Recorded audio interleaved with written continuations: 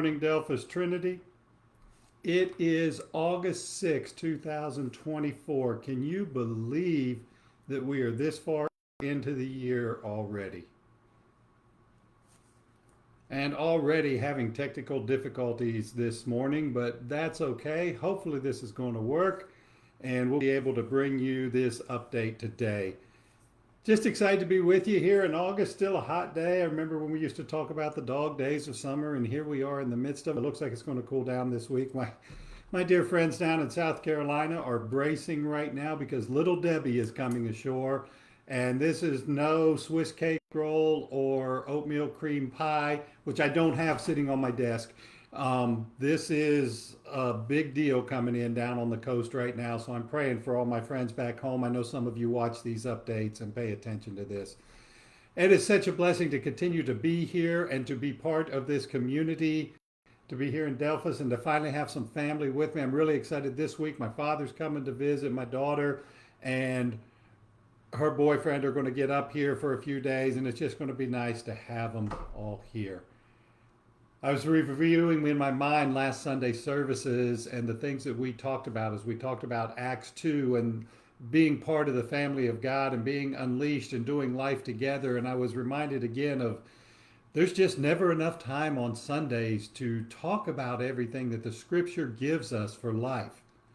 I'm always amazed by these people who can do just one verse and make up all their own stuff about it and preach forever and ever. And I really always want to be somebody who takes the scripture in its whole. And yet at the same time, when we take that whole scripture and passages of scripture and look through them, there's never enough time to talk about everything that's in it. But it comes down to this. We are the church in this world, and God has a purpose for us together to do things. A couple times in the last couple weeks, I've run into people in settling into the community who have said, "Oh, Delphus Trinity, that's my church." And I've been like, "Well, good. I haven't seen you or met you on a Sunday morning yet, so I'm glad I can meet you here." And they've been like, both times, they've been like, "Well, we haven't actually been to church. It's just my church."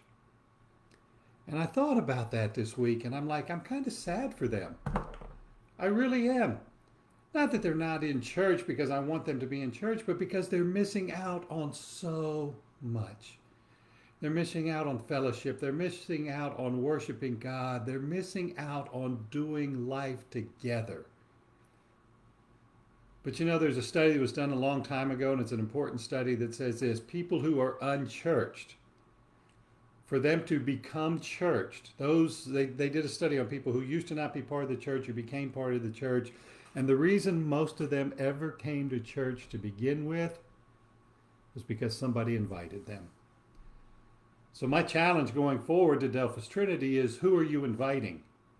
Who are you inviting to come and do life together with you as part of the family of God?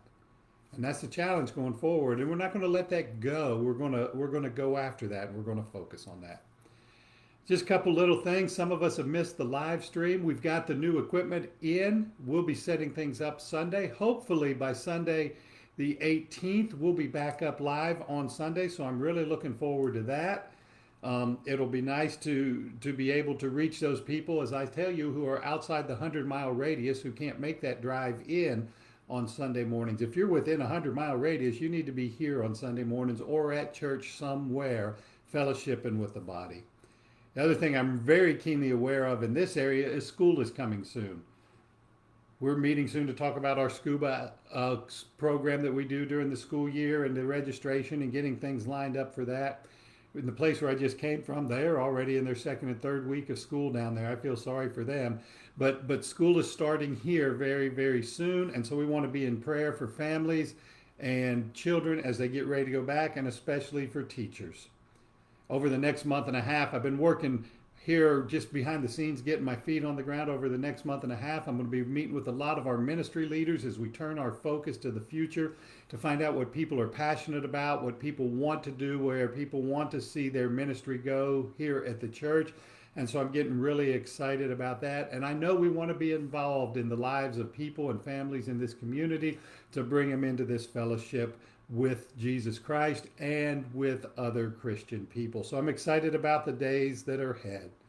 I'm looking at my list here to see if there's anything else, and as the same thing that holds true on Sundays holds true here. There's never enough time, but I will see you Sunday morning, 10 a.m. for worship, and we will continue our discussion. We're going to be in Acts chapter 3, and Peter and John are going to say, "Silver and gold have I none, but what I have, I'm going to give to you." And folks, what we have, we need to give to this world. God bless you and have a great week.